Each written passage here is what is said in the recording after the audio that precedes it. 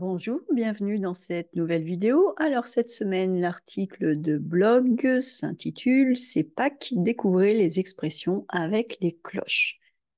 Et je vous ai mis la photo d'une cloche dans un petit clocher, dans une sorte de carillon. Et je vous explique qu'en cette fin du mois de mars, eh bien Pâques se profile à l'horizon, puisque au moment où je publie l'article de blog et au moment où j'enregistre cette vidéo, Pâques n'est pas encore passé, mais au moment où vous verrez cette vidéo, donc mardi, Pâques sera déjà terminé.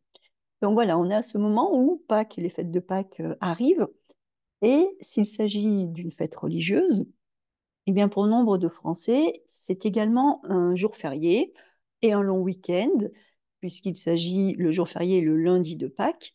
Donc c'est un long week-end à passer en famille avec les beaux jours qui arrivent et qui est très apprécié.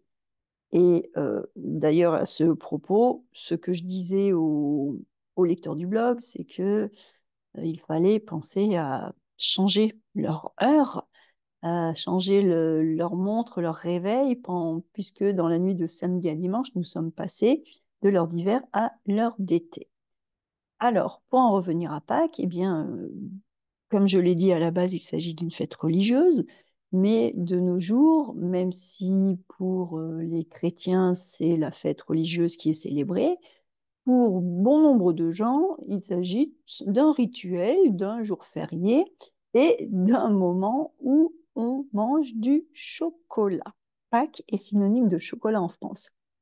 Et pour Pâques, eh bien, très souvent, les enfants partent à la chasse au chocolat, qu'il s'agisse de chocolat en forme d'œuf, de cloche, de lapin, de poisson ou d'autres figurines. Et je vous ai mis deux charmants petits lapins en chocolat. Vous voyez, on a vraiment envie de leur croquer les oreilles. Des lapins en chocolat. Alors, il y a du chocolat noir, du chocolat au lait et du chocolat blanc. Voilà, on a les trois types de chocolat sur nos petits lapins. Mais pour aujourd'hui, je vous propose de laisser les œufs aux enfants et nous de partir à la chasse aux cloches, mais pas aux véritables cloches. Nous allons partir à la chasse aux cloches grâce à des expressions qui appartiennent, qui contiennent ce mot cloche. Alors, la première expression que je vous propose est sonner le glas. On ne prononce pas le S, on sonne le glas. Alors, sonner le glas, ça signifie annoncer la fin de. Le glas, c'est la sonnerie des cloches qui autrefois annonçait le décès, c'est-à-dire la mort d'un membre de la communauté. De nos jours, on sonne le glas lors de la cérémonie religieuse, de la messe, pour les funérailles d'un défunt. Et il arrive que le glas soit sonné également pour des événements très tristes ou le décès de personnalités imminentes de l'Église chrétienne. Mais si un simple particulier meurt, en général, on ne va pas sonner le glas pour annoncer sa mort. En revanche, le glas sonnera lors de la cérémonie religieuse des funérailles. Donc, à la base, euh, sonner le glas, c'était vraiment une sonnerie funèbre qui annonçait l'agonie d'une personne ou le décès d'une personne, ou encore le glas sonné lors de la cérémonie des funérailles. Et cette expression a un peu évolué et de nos jours, on l'utilise de façon imagée pour signifier mettre fin à quelque chose, annoncer la fin de. Donc on voit que c'est connecté, il y a une connexion au niveau du sens, mais ce n'est pas tout à fait la même chose. On est passé d'annoncer l'agonie ou la mort d'une personne à mettre fin ou annoncer la fin de quelque chose, d'un projet, d'une aventure, d'un voyage, mais pas, quand on dit sonner le glas, on va pas dire que ça a sonné le glas de notre ami Paul. Non, on va pas dire ça, hein. Par contre, je vous donne des exemples dans lesquels on utilise cette expression sonner le glas. Ainsi, si vous aviez un projet que vous espériez concrétiser et que vous êtes allé le présenter à votre directeur, et si celui-ci vous a répondu que ce projet n'était ni intéressant ni réalisable, eh bien, en refusant d'apporter son soutien à votre projet, il aura très certainement sonné son glas. Donc, vous représentez la situation, vous avez un projet, pour vous c'est un très bon projet, vous allez le présenter à votre directeur, il vous écoute et il vous dit non, pas intéressant. Donc, en fait, il coupe vos espoirs concernant ce projet, il tue ce projet Donc, il sonne le glas de ce projet. Son refus sonne le glas de ce projet. Autre exemple, le rejet par votre banque de votre demande de crédit immobilier sonnera probablement le glas de l'achat de votre maison. Si vous avez vu une jolie maison, vous voulez vous acheter une maison, et vous allez voir votre banque vous dit non, on ne vous financera pas, ça peut sonner le glas de votre projet. Si vous deviez partir pour des vacances de rêve et que vous vous cassez la jambe 3 jours avant votre départ, eh bien, cela sonnera fort probablement le glas de votre voyage. Voilà, si vous vous cassez la jambe juste avant, vous ne pourrez pas partir. Donc voilà pour sonner le glas. Et puis on a sonné le tocsin. Alors, cette expression, sonner le tocsin, relève aussi d'une histoire de cloche, puisque ça sonne, ce sont les cloches qui sonnent, mais dans des circonstances et avec une signification différente. Le tocsin, c'est sonner, on sonne le tocsin pour donner l'alerte. Le tocsin avait autrefois un rôle d'alarme pour prévenir les populations d'un danger ou d'une catastrophe. On n'avait pas de téléphone. Donc, le tocsin servait également à réunir la population afin de s'organiser pour faire face à ce danger. Donc, aussi bien le glas, c'était une sonnerie lente, très grave, très profonde, très austère, qui annonce la mort, la fin. Le tocsin, par contre, c'était une sonnerie beaucoup plus énergique, beaucoup plus dynamique, qui était destinée à mettre en alerte, à donner une alerte aux populations pour les prévenir d'un danger et leur dire de se réunir sur la place devant l'église, très souvent, afin de s'organiser pour pouvoir faire face à ce danger. Sonner le tocsin.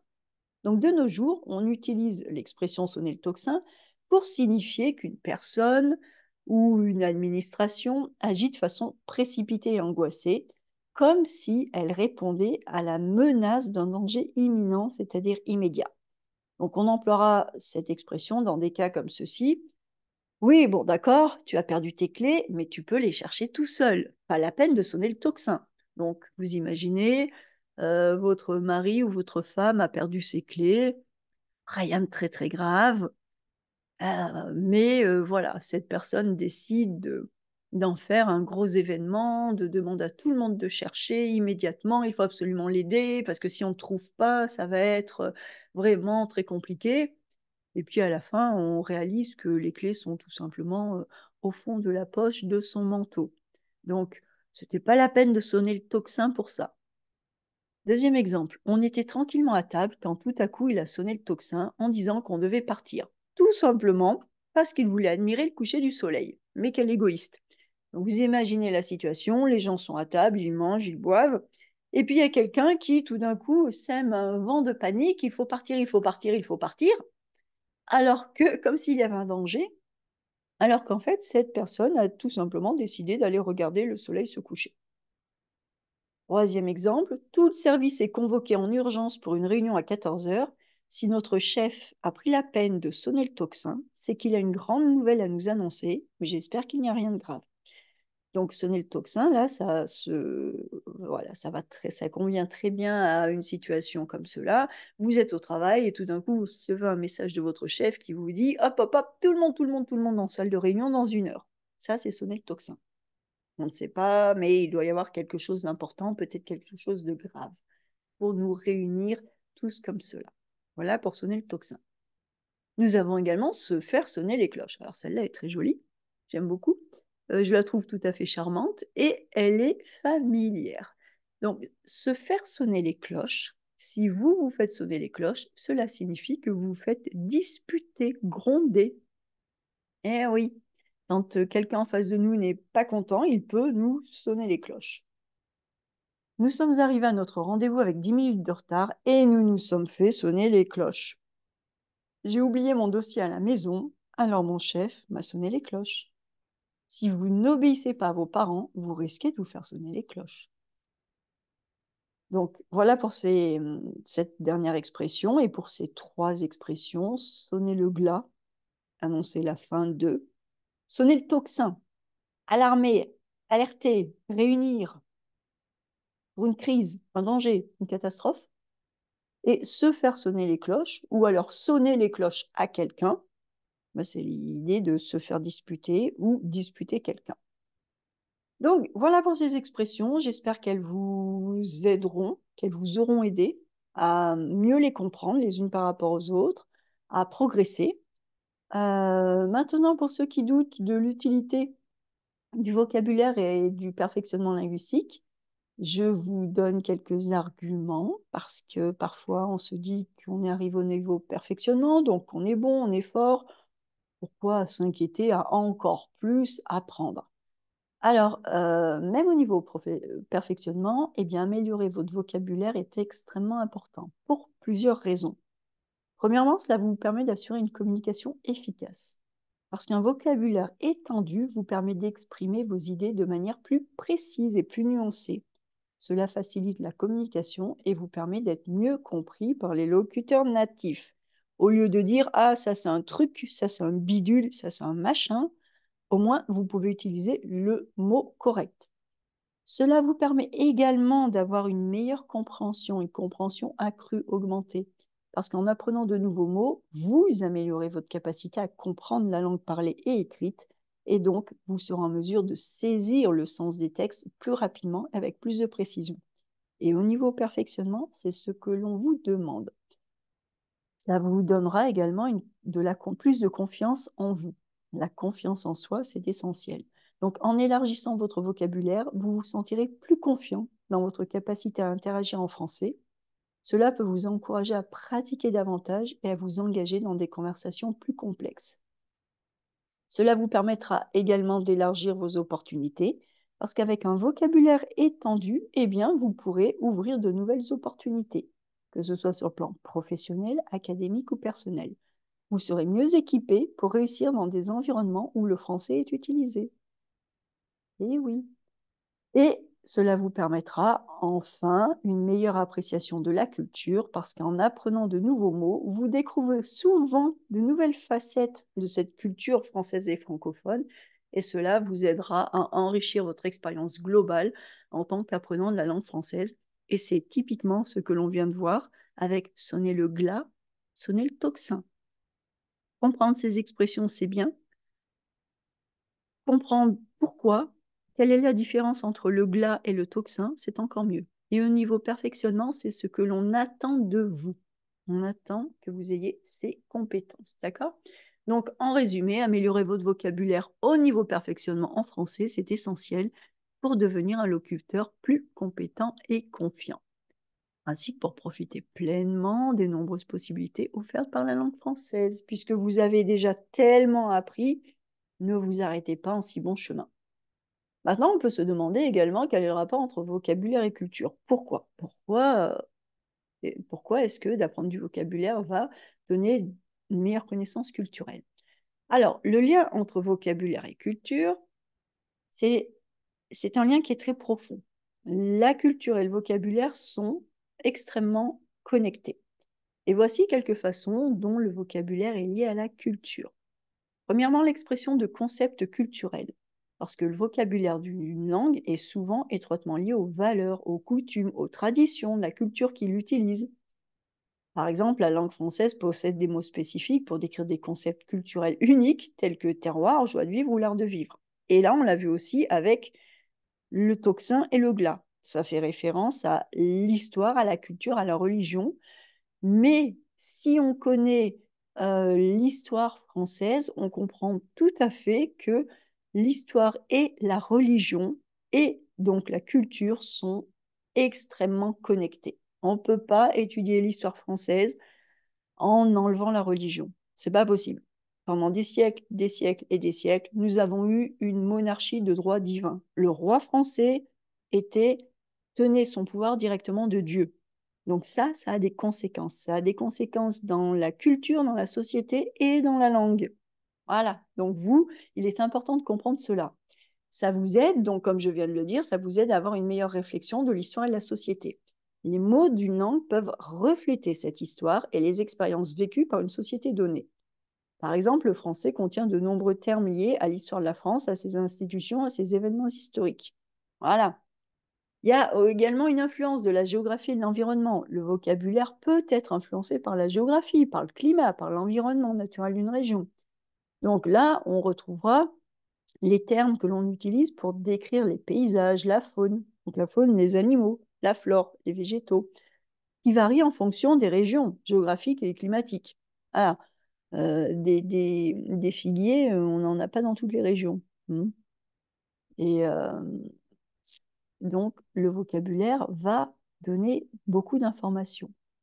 Et puis, il y a une transmission de valeurs et de normes sociales, parce que certains mots et expressions dans une langue reflètent les valeurs et les normes sociales de la culture qui les utilise. Les salutations, les formules de politesse, les expressions de gratitude, tout cela, ça va varier d'une culture à l'autre, et c'est souvent enseigné aux apprenants de la langue comme faisant partie intégrante de leur vocabulaire. On ne peut pas, hein, c'est bien d'apprendre le mot bise, c'est bien d'apprendre le vocabulaire, faire la bise, on peut apprendre à conjuguer le verbe faire, je fais la bise, tu fais la bise, nous faisons la bise. D'accord? Mais faire la bise, c'est quoi? Et pourquoi? Quelle est cette coutume des Français? Et est-ce qu'elle est pareille de partout? Et moi, en tant qu'étranger, est-ce que je vais faire la bise ou pas? Donc voilà, tout ça, ce vocabulaire, c'est important. Il est important de savoir que faire la bise, ce n'est pas faire un bisou. Pour les Français, c'est extrêmement différent. Quand on fait la bise, on ne fait pas un bisou. Attention, si vous commencez à faire des bisous aux gens, ce n'est pas la même chose. Je pourrais venir vous faire une vidéo là-dessus parce que c'est un point très important. Donc, tout cela, vous voyez que le vocabulaire est intrinsèquement lié à la culture et à beaucoup d'autres choses. Donc, améliorer votre vocabulaire, l'augmenter, comprendre, eh bien, cela vous permet d'apprendre énormément de choses. Et donc, je finis mon article pour vous dire que si vous voulez progresser encore plus, eh bien, venez nous rejoindre. Venez nous rejoindre dans le cours de perfectionnement intégral. C'est ce cours que vous trouverez ici sur sandrinescoffier.com/apprendre. Cours de perfectionnement 2023-2024, vous cliquez dessus et vous arrivez dans notre cours. Nous sommes au mois de mars, nous découvrons des destins de femmes fabuleuses. Et pour ce cours, eh bien, chaque mois, c'est un cours qui vous laisse toute la liberté que vous pourriez souhaiter avoir. Vous choisissez vos horaires, votre rythme, les thèmes que vous voulez aborder en fonction de vos objectifs, de vos intérêts. Vous travaillez comme vous voulez, quand vous voulez. Vous pouvez faire et refaire les activités, revoir les vidéos. Et donc, c'est le cours qui vous offre toute la liberté du cours en ligne, en autonomie, mais c'est également le cours qui vous offre le meilleur du cours en direct, parce que c'est toujours un cours, ah, bah, il manque un E là, je le rajouterai, un cours à la pointe de l'actualité, puisque pour construire ce cours, chaque mois, je choisis un nouveau thème que je vais prendre directement dans l'actualité française, et ensemble, nous l'étudions à l'aide de documents authentiques, avec des lectures, des activités, des exercices, des vidéos. Et ainsi, vous progressez en grammaire, en conjugaison, vocabulaire, orthographe, et vous augmentez votre compréhension de la société française. Et lorsque vous achetez ce cours, vous avez un accès illimité à toutes ces ressources. Et en plus, lorsque vous achetez ce cours, eh bien, je vous offre un accès illimité à toutes les archives du cours, c'est-à-dire que vous avez accès à tous les cours de 2023, de 2022, tous les thèmes, et vous pouvez les faire et les refaire autant que vous voulez. Donc voilà, voilà pour ce que j'avais à vous dire. Vraiment, même si vous comprenez déjà beaucoup le français, continuez, apprenez, progressez, soyez curieux, profitez de vos facilités linguistiques puisque vous êtes déjà en niveau perfectionnement. Profitez de vos facilités linguistiques pour vous renseigner en français, pour comprendre l'histoire, comprendre la culture, comprendre la société.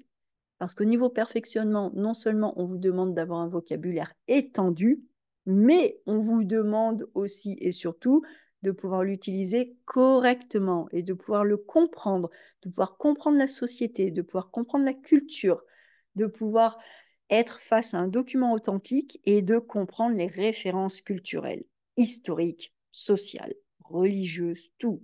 Donc, c'est très, très important. Et si vous venez nous rejoindre dans le cours de perfectionnement intégral, eh bien là, je peux vous assurer que vous progresserez sur tous ces plans, dans tous ces domaines.